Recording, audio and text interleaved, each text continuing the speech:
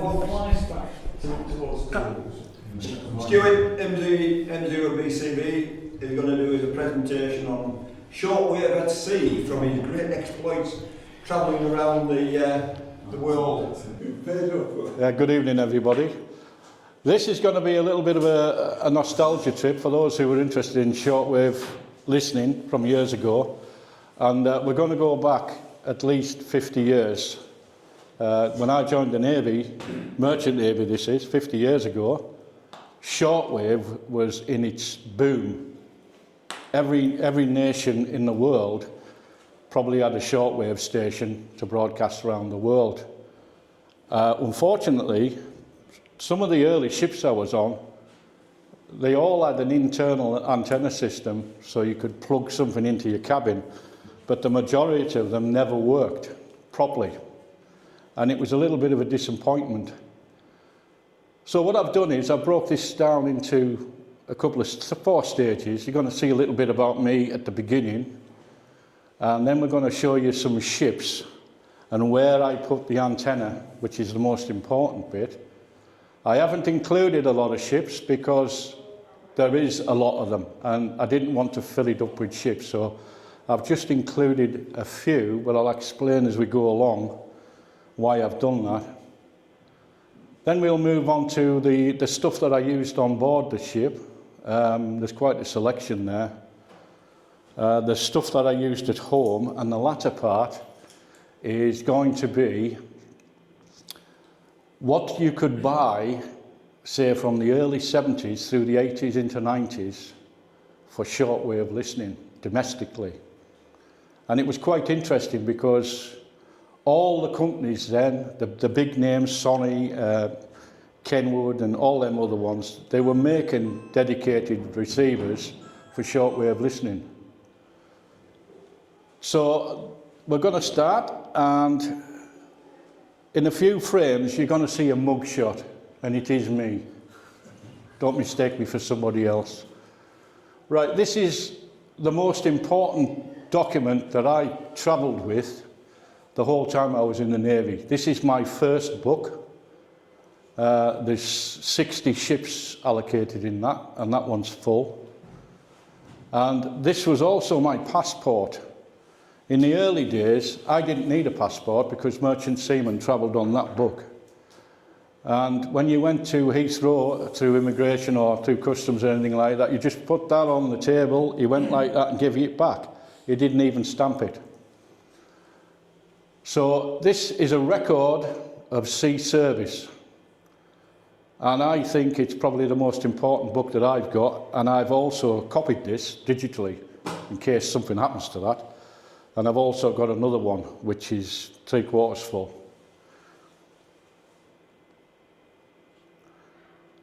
Hello, playing up, there we go.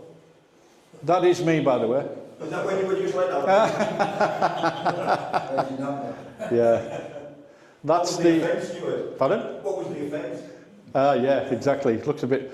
This photograph was taken on that date when it says there is a date on there, 19th of March, 1975, and a pretty unusual mugshot there.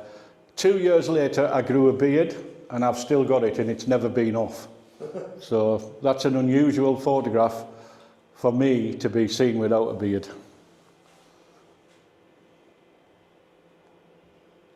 Go the right way, Stuart. Oops. Why is that not working? Hang on a minute here, lads. That's working. Going the wrong way, that's it. There we are. Right, here we are. This is the interesting bit. This indicates all the ships I was on. You can see the P&O liners I was on. I was on the Oriana 4 times. That one there is a military one.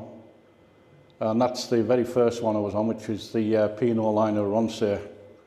And that's when I flew out on my discharge book to Singapore, direct from Heathrow. And all I had with me was winter gear. Can you imagine flying into Singapore and stepping off the plane and just melting? And I didn't have anything else on, any cool stuff. and they didn't tell us about the humidity or anything like that. It was really, really hot. This is the joining date, leaving date, capacity. Very started at lowest of low, that's an oiler wiper, and that's the captain's stamp.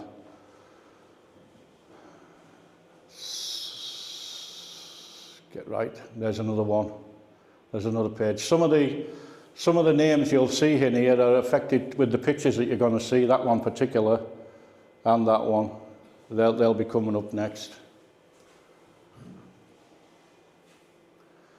So this is the Oriana. Now this is a stock photo. This is not when I was on it. I have got some, but I was concentrating on the radio side rather than this, so I put this stock photo. This is the Oriana. This area is called Port Jackson, and it's just about to turn into Circular Quay, which is down here, and the Opera House is about here. We used to tie there up regularly. We sometimes went under the bridge round to Darling Harbour, and there's a place around there called Piermont, and there was another 2 berths there. If that one was full, we used to go under the bridge.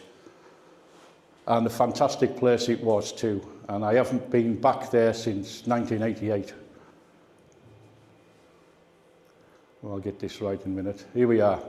This is this is general cargo ship, about 10,000 tonne. Joined this one in Hartlepool in 1979. And we were running up the Baltic on this in early 79, so about February, March time, where the Baltic was frozen. And we used to go up to the top of the Baltic in an icebreaker convoy.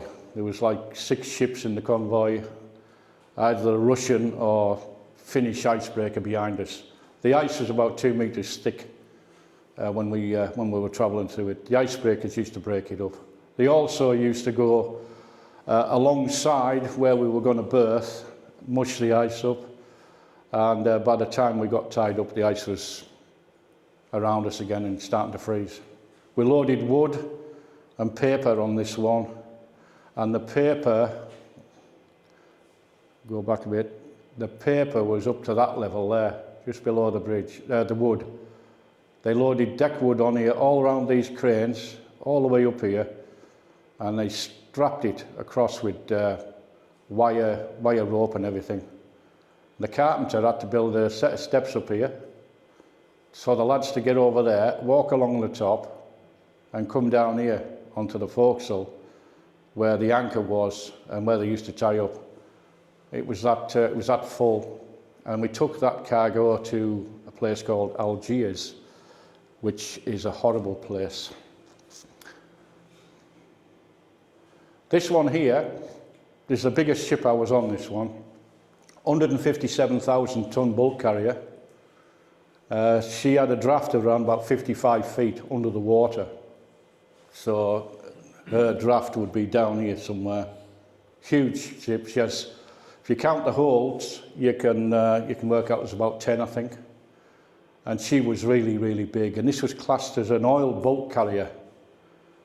And if you see that little red mark there, that was an antenna. And I've indicated most of the places where the antennas are, that little red mark there. And all that was a bit of bamboo cane, and I just wrapped wire around it and strapped it to the fence, to the handrails. The radio I had was a crap one, a cheap one I bought out of Woolworths in Port Talbot in South Wales. And we were on our way to Brazil, a place called Tubarão, to load iron ore, and we broke down, so we had to divert to Rio de Janeiro. And it was really stressful in Rio de Janeiro. Not for work, you know, for going ashore it was really stressful. Down to Copacabana Beach and all those places. But that was the first sort of venture. This is 77, that I'd sort of indicated that I could put something outside, and I followed on ever since then. This is the first, one of the first military vessels I was on, and this white line here, you can see this white line, that is an antenna. That's where the antenna was positioned.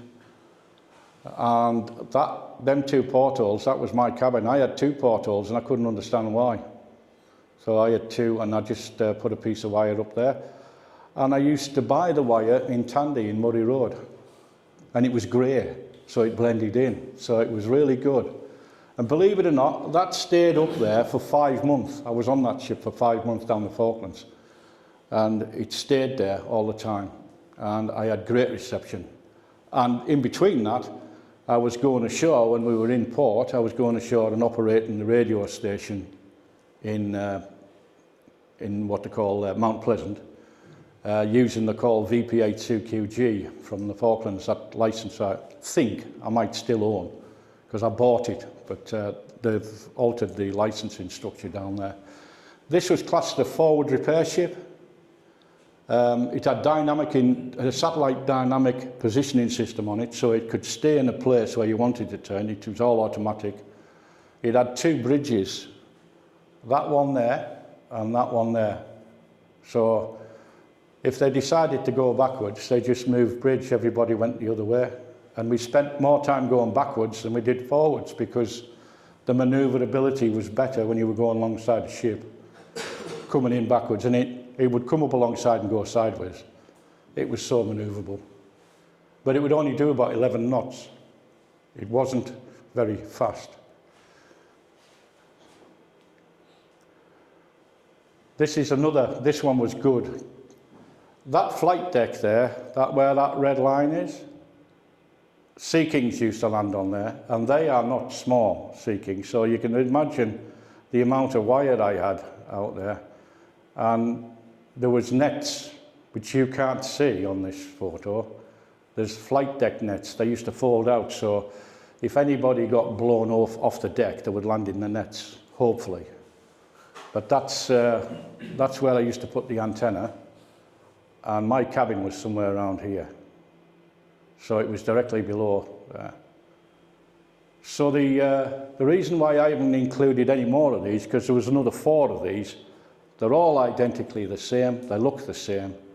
The only the last 2 that was built, this one, there was the green, grey, blue, black and gold. The black and gold were the newer versions, the older versions, the cabin was on the other side, it was different, accommodation had been altered. But externally, it was just exactly the same.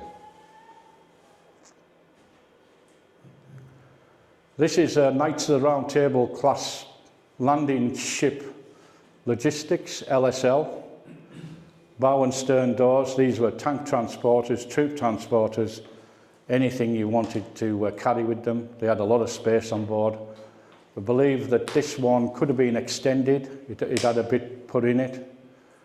And it was a horrible ship. I didn't like it at all. It was so really, really hard work to keep this one up and running. Everything was always breaking down. This one was in the Falklands. It got damaged in the Falklands, but it was repaired and brought back into service. So again, my cabin on this particular one would be around here. So it wasn't very far to put the wire into the cabin. And the reception was really, really good. The other trick that I found out early on was you had to, if I had a piece of coax leading round from the port box to my radio, if I earthed it to the ship, I didn't have any interference whatsoever. The reception was brilliant. If it wasn't earthed, you used to get interference, and it was got the best ground plane in the world. You know, you're floating on water. This is the Galahad. This is a photograph that was taken where the first time the ship after the Second Gulf War, I was in Kuwait when this was taken. This is coming up the river up to somewhere in Iraq. This was on television, it was on Sky News. This ship brought all sorts of supplies and stuff like that inside it. And you can see, if you look closely, there's all sorts of bigwigs up here. Generals and whatever they are up there at the top, because that was the first ship that they allowed in till the conflict finished, 2003. This is an unusual photo. This was taken very early on, probably in the 1970s. This ship was built in 1966 and it finished around about 2000. So they got the money's worth out of this one. This was a what they call a fast fleet tanker, and it was designed to replenish, give fuel to the old aircraft carriers. So you could have an aircraft carrier on one side and you could have a frigate or a destroyer on the other side. And it had the capacity to do that all day long because the amount of fuel it carried. The unusual thing about this is that's not a helicopter. So they did trials on all the ships that I probably served on, landing the Harriers, just to see if it was feasible. It did a lot of damage to the paint on the flight deck, but other than that, that's my antenna. See the red line there? Up in the clear, and my cabin was underneath here, behind that boat. Another great reception, no problem at all. And I used to listen to the World Service and the amateur bands, and particularly CW. This one here is the longest serving, I think, now. This is called the Argus. This is the one with the hospital on board. You may well have seen it on the TV. I served on this one 3 times. It's a bit of a monster, and you can see on that photograph there, that's my cabin there. Chief cook was next door to me. I was there. Can't remember who was next door that way. But all I did is I put a bit of grey wire from there to there. And believe it or not, it worked. It worked really well. It was quite simple, actually. So this one's also got, like I said, it's also got the hospital finish fitted on. And it's very, very well kitted out. But a bit of a workhorse, and it's not easy to get round. When you join this and you're unfit, 5 months down the line you come off and you are fit. It's one of those things, because there's 6 decks up and 4 decks down. There's 4 decks down from where my cabin was. There's 4 decks down there, and there's 6 decks from there up to the top here. So you've got your work cut out for you, and they're all half decks. You know when the ladders go up like that, so you're going up 2 sets of steps to go up 1 level. So you get fit after a while. This one here, this is an old one. This one was built in 1963, Tide Spring. I did one of the best trips I've ever done on this ship in 1978. And there is the antenna that I used, there, coming in the clear, and that stayed up there the whole time I was on that ship, and that was 10 months I was on that one. We went across the Atlantic to the west coast of the United States to exercise with the American Navy, and it turned out to be one of the best trips I've ever done. This is another one. This one's now gone. I don't mean it's been scrapped, I mean it's gone, it's been sold. There was 2 of them. There was 2 of them, I've only included 1 here. And this was a store ship. It carried all sorts, food, supplies, all sorts of stuff, disaster relief stuff and stuff like that. And you can see there, that's my antenna there. Grey wire again, and my cabin was somewhere in here, there's a porthole over here somewhere. And that worked like a treat as well. So once I sussed it all out, got a bit of wire out, I never had any problem listening to anything. Depending on the conditions where you were in the world, I found that if you were out in the Far East, there was always a lot of static about. Because particularly in the monsoon season, when it was raining and you got thunderstorms and stuff like that, it was very, very high static, particularly on the low frequency bands. When you were in the Mediterranean, it wasn't too bad. It was pretty good, in fact, and the time difference gave us allocation to when we were, say, 9 o'clock in say Italy, it was only 8 o'clock in the UK, and that time difference allowed me to listen to 80 meters. So it was pretty good. I think this is the last one, and that's a ship called the Engadine. And that looks like it could be going up the canal to Amsterdam, something like that. My cabin on that one was right there. So that was a short antenna by my standards. This one is a modern one. They started building ships where the portholes didn't open. They came built, and every single porthole on that ship was solid. You couldn't open it at all. And the reason why that was, it was before defence purposes. They found out if there was, if you were in a conflict or something like that, there's a possibility you could get hit with all sorts of strange weapons. So they pressurised it, and it kept all the nasties out. Right, getting on to the receivers now. This is the part we're all interested in. And some of these you may well have owned yourself, so I'm going to ask people if they had one. Did anybody have one of these? This is a Sony ICF 2001. This was a game changer. This, when it came out in 1980, it was very, very compact. Considering the size of the radios that we had, this one was relatively small. And it was about 1.5 inches thick, about the average size of a hardback book. And you could slip it in your bag without any problem. You could throw your power supply in, or the little wind-up aerial that you got with it, throw that in as well, and away you went. The only problem was, in the 1980s, they had a frequency restriction in Europe for the frequency coverage. This one only went up to 26,100 and it stopped. So you didn't get anything above that because it was designed for Europe, and it must have had something to do with the Cold War, probably East Germany, Poland and stuff like that, all the former Soviet or still ruled by the communists. And I didn't find out until I got on the ship, or else I would have gone back to Tottenham Court Road and exchanged it.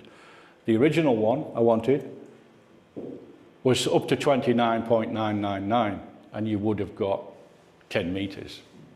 But it was an excellent radio. Phase locked loop. This is one of the first ones that came out with the phase locked loop system.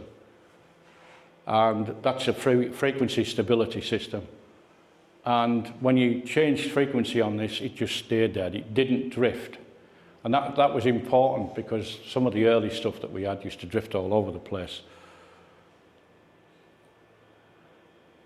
Anybody have one of these?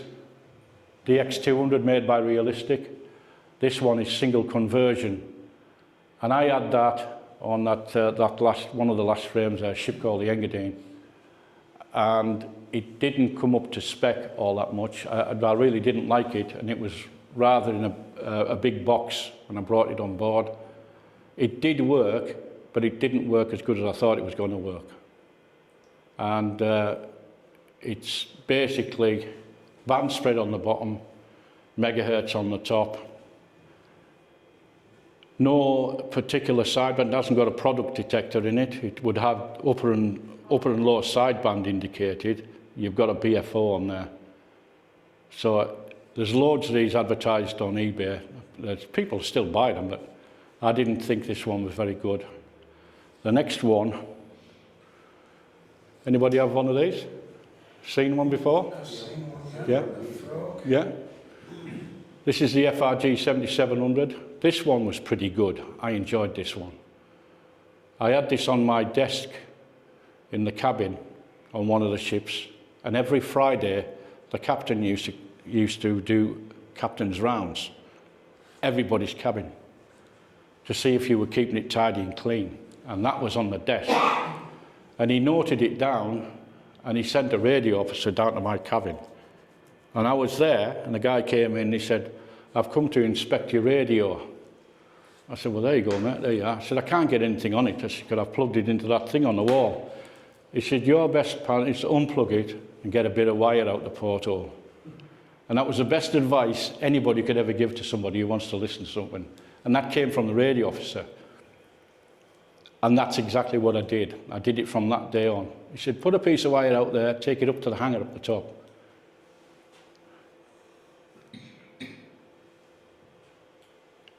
ICOM 7600. This is the size of a paperback book. This one came out around about 85, something like that. Would that be, yeah, 84, 85, somewhere around about that. I bought mine, exactly the same colour as this, and this is not mine, this is a stock photo. And this is another game changer, this one. This one actually worked. And the sideband was pretty good on it as well. And as you can see there, very blurry, I would think, it goes up to 29.9.5. It's the full width version. I bought mine in Singapore for 95 quid. They were retailing in the UK for 169. Anybody have one of these? Or seen one? The 394, which is the later one. The later one, yeah. What did you think of that 394? It was quite good. Yeah? Yeah, it had like LCD. Yeah, it did, yeah. Later on, There was a modification you could do to stop the stuttering, you know, when you turned the VFO. yeah. Yeah, you could make it smooth. This one, triple conversion, Barlow-Wadley loop system, this one. And the reason why that is, you've got a pre-selector on the side there. That's your pre-selector. The outer one does the megahertz, the inner one does the kilohertz. And you've got dedicated sideband. So you've got a product detector in this, and you've got a pitch alteration there. These were quite good, but the filtering on them was a bit crap.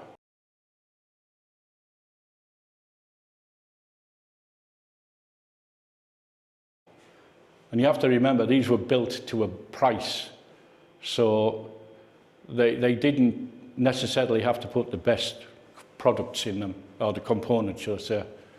But they did work, and I had this one on one or two of the ships. It was a bit of a pain because look at the size of that to the other ones. This one's quite a lumpy piece of kit. So I all started going for the smaller stuff. DX400, that's probably before the 394, Richard. This one probably about 86. It actually worked, this one. These were branded radios. You could get one, Matsui, Sashio.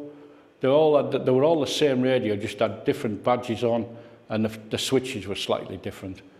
But I don't know whether I got mine in Muddy Road or not, but I did buy one, and it was from a tandy shop. Again, it's a compact size, and it actually worked. And I can remember listening to 2182 on that when we were in the North Sea. Anyone had one of those before? 8800? That was my main station receiver for quite a few years before I was licensed. And it was an excellent piece of kit. I only had one problem with it, the display went. That went. I had to send it back to South Midlands Communications at the time because they were the Yaesu dealers in the UK. There might still be there. Are they not the main agents for Yaesu in the country? I don't think they exist anymore, do they? Yeah, I think they do. Do they? Yes, you've got a place down in They- Portsmouth where Do they? Yeah. I didn't know they were still around. Anybody seen or used one of those before? Yeah. And the box was even bigger. It was. I got this, and this is my own, and that's the photograph I put on eBay to sell it. I took some more, but that's it. It was a novelty. It worked, but it wasn't exceptionally good. Again, made to a price, and there was quite a few of them, and there was a lot of them. That brand there, that one there, Pan Crusader, you could get them all sorts of names in there, and they also made one with a cassette player in the bottom. It had multiple shortwave bands up at the top. You've got long wave, medium wave, and 1, 2, 3, 4 shortwave bands there. All the rest here, these are VHF, UHF, all these. You could listen to practically anything. It had 3 aerials. I think that one's the HF one, UHF one and VHF. And that one was massive. It must have been about 6 foot long. And it did work, but stability-wise, it wasn't very good. It had a green LED readout there, which you could have on or you could switch it on or off. And the last digit, didn't matter how you tried to stop it moving, it wouldn't. You know, it was stability on it was pretty. It used to drift all over the place.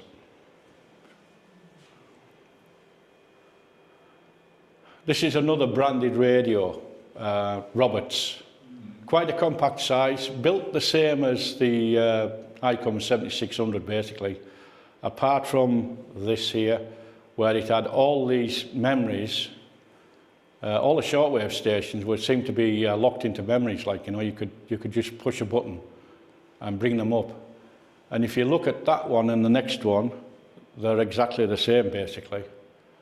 That's the Sangen ATS 909. I had one of them as well.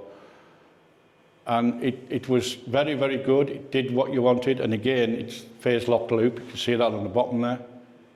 And it was bang on frequency. It didn't drift at all. It had an alarm on it. The time kept good time. 2 sets of batteries in it.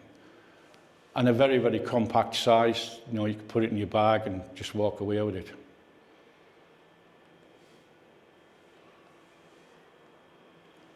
This is a smaller version made by Eaton. Now they made the Grundig satellite. They took over the license of it, but they also, there's another one called the Texon, which is similar to it. But this one, surprisingly good for its size, and even smaller than the previous one, but did exactly the same thing. Sideband reception on this was very good. It was very clear, very stable, and you had a thing on the side. Whoops, go back a bit. You had a thing on the side here to adjust your SSB. Anybody ever have one of those? Eaton E1. This one in America had the capability of connecting to the XM satellite service. When they brought them to the Europe, the satellite bit was in behind there, where you had a remote, I suppose, antenna, satellite antenna, so you could plug it in, you could listen to satellite bands. In Europe, it only came long wave, medium wave, short wave, and FM. Fantastic radio, couldn't fault it really, apart from what it was made of. This right in a minute. This coating on here, you know, these radios sometimes have a rubber coating on them, and after a while it starts degrading. Cameras are the same, and it became really sticky. And you know, you put it down in your bag and it used to get all fluff on it and everything like that. And I said, well, I can't have this. I did try to clean it off, but it would have taken ages to clean it off. So I advertised it, and lo and behold, somebody wanted it. They don't make them anymore, and somebody got it, and he was perfectly happy with it when he got back in touch with me. Anybody have one of these? This is the one I had was exactly the same as that. They're all built to standard. Panasonic. One of the best things I like about these receivers, these ones here from the 1980s. They always had a front-facing speaker, you know. And I think a radio with a front-facing speaker is probably the best. You get the best audio out of it. It had individual megahertz bands on that one there. Big tuning knob, and then your BFO was there. It didn't have a product detector in this one. It just had sideband on it. But you could vary the BFO to pick whichever one you wanted. Took batteries in the top, open them up, put some batteries in, you can take it outside. Let's go to the next batch. Anybody have one of these? Low 50, made by Low Electronics. HF150, very, very compact. You could get it with a speaker and a meter, and also a pre-selector as well. And if you've got all three, you can stack them together.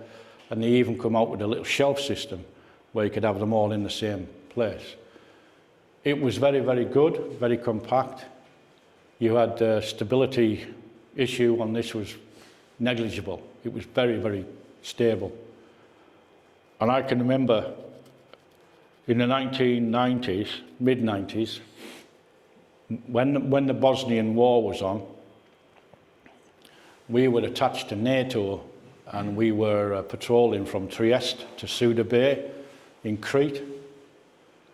And while we were going up and down the Adriatic in the early hours of the morning, I was listening to CW, top band CW, from the lads in the UK out in the Adriatic, clear as a bell. That time difference I mentioned earlier made all the difference.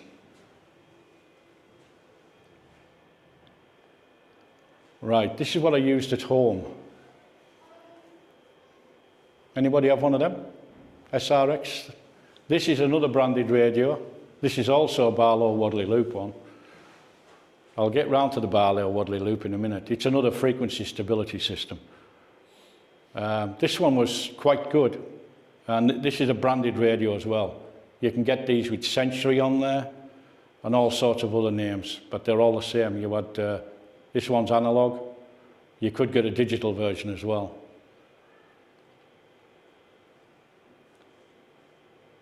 Somebody must have had one of these. The famous FRG7. This one, triple conversion, Barlow-Wadley loop again. You've got the pre-selector there, and the thing was with this, if you moved, you had to you had to put it on the megahertz and associate it with which band, which frequency band you were on, and keep it on tip-top for reception. They could be a bit of a pain, but they were very good. I've had two. I've had the analog version and the digital version, and they're still making good money. I can remember these being on sale probably in the early 80s for about 270 quid when they first come out. People still buy them. What about this one? Anybody have one of them? That's the follow-on from the FRG7. The FRG 7000, very colourful. Again, Barlow-Wadley loop, triple conversion. And you've got the pre-selector there. And as soon as you move that, you've got to peak the pre-selector. That's the way these things work. It has a clock on it. One of the things about clocks that work on the mains, on ships, the electric system is 60 hertz rather than 50. So if you've got a clock, it runs fast. because the cycles on a ship are always 60. It's down to the voltage is 440, 60 hertz, whereas in the three-phase system on land is either 380 or 400, something like that, at 50 hertz. So you had to compensate your clock if you knew it was going to lose so many minutes. And you could set this thing to come on in the morning if you knew what band you wanted to tune into, but I wouldn't rely on it to get you up. ICOM R70, brilliant radio. This one is quad conversion, and it was absolutely superb. I've had two of these. The latter one, the first one I had to send it back to get repaired. The second one I had worked straight out the box. And I thought these were absolutely fantastic. Pardon? Yeah. Yeah, it was good. It was very, very good indeed. And they went and spoiled it by making the R71E, which I have not included in this. And where the speaker is, they put a keypad. And they put the speaker on the top or on the side, and they give you a remote control. And I was wondering, what are you going to do with a remote control on a shortwave receiver?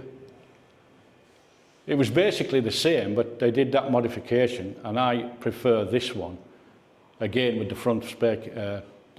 front-facing speaker.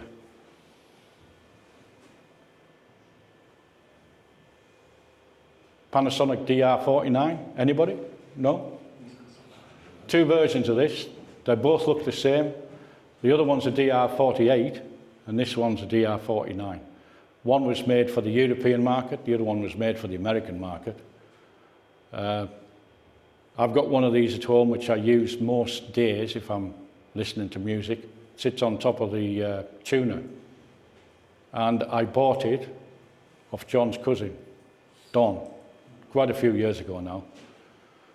When I got it, the volume and a few of the switches were a bit scratchy, so I took the lid off and gave it some, sprayed the potentiometers and everything, got it working, and it works a treat. And its sound coming out of that speaker on FM is brilliant. And sideband, this one here, you've got medium wave, long wave, FM, and you've got one shortwave band there that covers top band. And you've got two ferrite rod antennas on the back that stick outside the radio, they're external. And you can get good signals on it. The rest of the shortwave bands are on this side here. They're all accommodated into there with these switches. This particular ring here pulls in and out for coarse and fine tuning. That one there does the FM and all sorts over here. But fantastic looking piece of kit. It's a big one. It's quite hefty, but it's a classic from Panasonic. And they go for ridiculous amounts of money. I think I got a bargain off done when he sold that. Yeah, you know. yeah, nice. Anybody have one of these? This is a Raycal RA17L, very important receiver for the UK, this one. And I've got one of these, but it's not very well. It's not receiving as good as it did.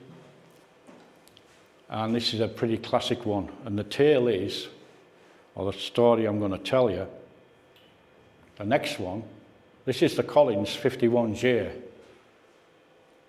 Now, 1954, Collins brought this receiver out for the American Navy. And it was triple conversion, super heterodyne, but this one was permeability tuned. Now, I've looked up permeability tuned, and basically it's a coil around a ferrite rod that alters the induction on the tuning circuit, makes it very stable.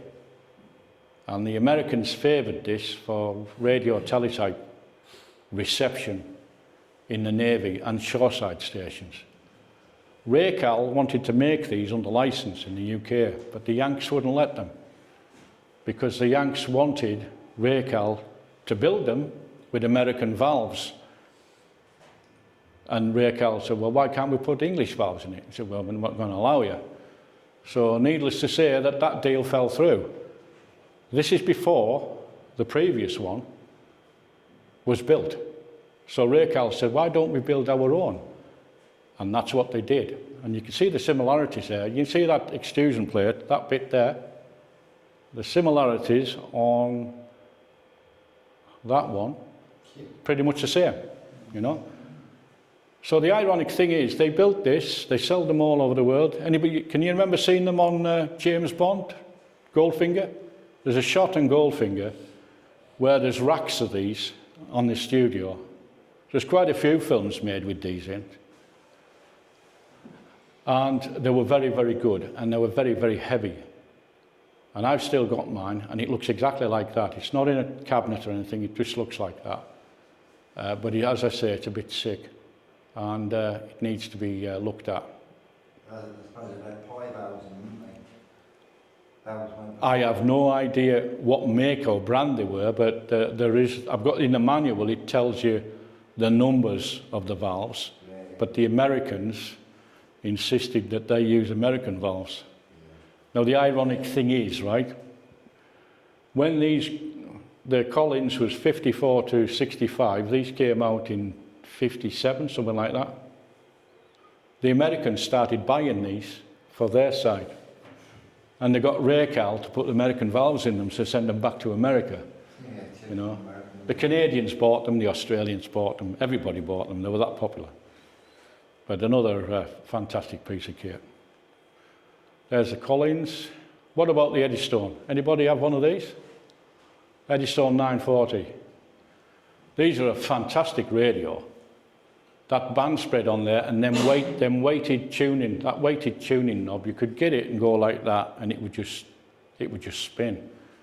Unfortunately, the one I had, under the bottom there, you take the bottom off underneath there, somebody had been at it inside it, and it was an absolute mess.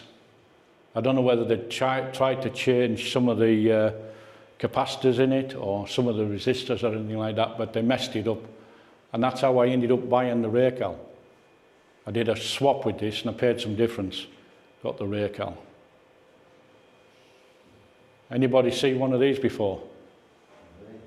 This is the Yaesu FR101. It goes with the FL101 transmitter. And I used to have both. In fact, I operated the Yaesu twins for quite a while.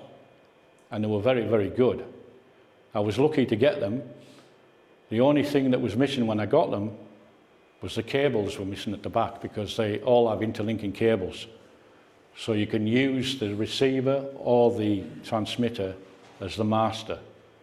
And I was lucky enough to contact the person who was selling it, and he managed to get his mother, because it was his father-in-law's setup, and get them sent to us, and they did. They sold it, and that was it. Plugged them all in, and then it was the big learning curve of loading and plating, stuff like that, which if you've never done, it's a good experience. Right, this is the latter part. This is where the expensive ones come in. Where did JR310 go? The JR310 is in the loft, John, and I forgot that one. I knew you had one. Yeah, you did, yeah. There's quite a few I've got that I've not put on here, but if I'd have filled it anymore, it would have gotten too long. What about this one? We're going to go through this fairly quickly. This is the Sony ICF 6800, and it was often referred to as the ICOM 6800 Orange because of that writing there. The one previous to it was the 6700. By all accounts, this was one of Sony's best shortwave receivers I think they ever built. I remember reading a report in the World Radio TV Handbook. Anybody ever have a read at that particular? No? It gives you lots of information on shortwave receivers and also all sorts of radio frequencies and television frequencies as well. It was very useful when you were abroad. Bearcat 1000. Any takers on this one? This was not made by Realistic. This was made by Bearcat themselves. It looks an interesting concept. A double super heterodyne, this one. It's not nothing special about the circuit in it, but it's a fine looking radio. I would think it would be quite a lump. You know, you've got that big handle on it, so apparently you could put batteries in it, take it portable, you know. What about that one? Anybody seen one of them before? The R300. Looks a bit like the DX200 Realistic with the two drums.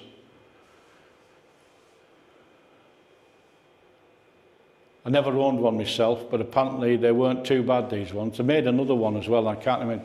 I think it was there was another number. They had numbers in it, 888 or something. I can't remember the make of it. What about that one? R1000. Any takers? This is an early one. This is going back to 1981, 1980, something like that. If it's anything like the TS130 that I have, the transceiver, the receiver on them, if they've kept the same architecture in that, it's absolutely brilliant. This little thing is over 45 years old that I've got, and it's still received, it's still working.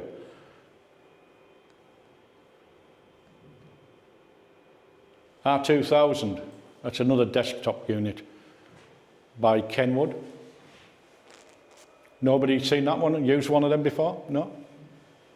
What about that one? The R820, this was a fabulous receiver. You could either get this, you could get the 820, you could connect this to the TS820 and use the transmitter side of it, and use this as the receiver. And these were standalone. The World Radio TV Handbook said these were one of the best receivers that Kenwood ever made. It has got the ability, if you look there, 49, 31, 25 and 16 metre shortwave band. So you've got shortwave on there. The rest of them's for the handbands. But an exceptional piece of kit. Here's a famous one, the NRD 515. This is what Bob used to use, yeah? He had the matching transmitter to this. And these were well known for their medium wave, low frequency DX. And these are still making really good money if you can find one these days. The transmitter is the rare one. The receivers are not too bad, but the transmitter is a rare item. This is the Grundig satellite, not the original one made by Grundig, which I didn't include. This is the one that was made by Eaton and called the Grundig satellite 750. I had a similar one because it's a branded radio like I was describing before, and this one that I had was called the Texan 2000 and it looked exactly the same as that. So it was definitely branded, probably made by Texan for Eaton. But they've come out with a new one apparently. The Texan one is the 2200 now, and it's corrected all the bad stuff that one had in it. There was all sorts of gripes for people when they got these. We'll run through this fairly quickly. This is one of the most expensive radios that Panasonic ever made. This is called the RF 9000. And it was an astronomical price in the 80s. I think it was about 3,000 quid, something like that. It's exceptional quality, but you wouldn't want to take it anywhere in case it got nicked. Didn't look the part. What makes it expensive? Build quality. They put the right components in it. They did it right, I think. Yeah, you know, they put the right filtering system in it, you know. All these things, all these shortwave receivers, they always had something missing that somebody wanted. You know, you wanted better filtering, you wanted stability and stuff. They were all built to a certain price and they stuck to it. If they'd put more expensive components on it, the price would have gone up, nobody would have bought them. What about that one? That's a Sony CRF 320. That was a 1980s radio, double super heterodyne, double conversion in other words. So you've got FM and medium wave here, long wave. This side is all shortwave, all this. That knob there pulls in and out. So you've got megahertz and kilohertz. And this, again, was another expensive radio. This would probably be about, at a guess, I would say 800, probably 900 quid in the 1980s. But they're very rare now, and what's happening to them is the plastic components inside are starting to degrade, you know, the little cogs on the gears and everything, and they're all breaking down and you lose so much, you can't tune it properly.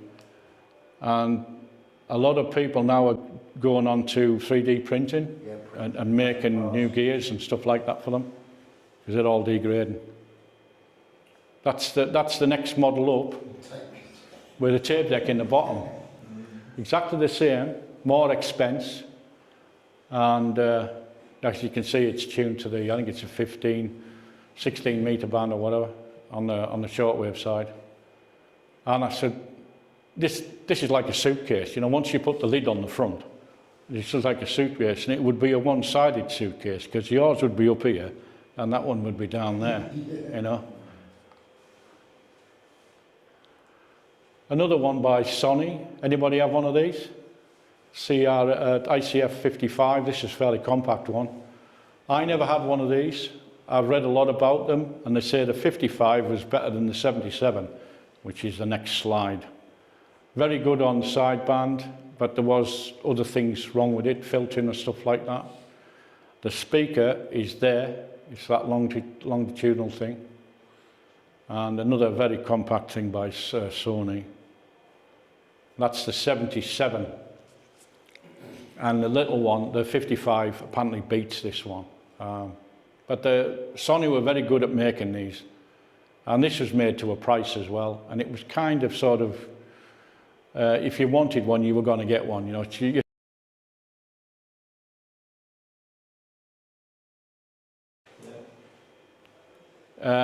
by all accounts, these were very, very good when they first came out. These came out in the late 70s.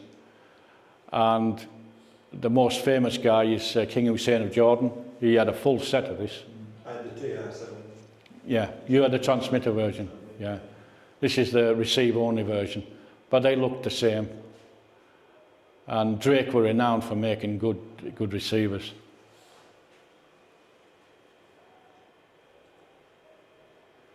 Where's the other one gone? This is Tentek's response to Watkins Johnson, another famous military. The HF-1000 was the domestic one, but they made another one for the military, which is even better than the HF-1000. I haven't included them. This is Tentek's answer to that particular type of radio, and you can see the military side of this. You know, when you've got all the frequencies, your passband tuning, everything, you can set different parameters in here. And it goes to 1 hertz, if you look at the frequency spread out there. And these are rack mounted. I don't think you could get them in a case, but they were designed to semi-professional. And this is probably the last one. This is Panasonic B600. Very nice looking radio. Not too expensive, this one, believe it or not, but it looks the part. You know, it's something that you'd have in your house or on your desk or something like that. It wouldn't look out of place. And I think that's about it, lads. There you go. So, and I put that on as well. Thank you. Very good, thanks, Stuart. Thank you. That's all needed, that. Length. Oh no, I just put out what I could put out.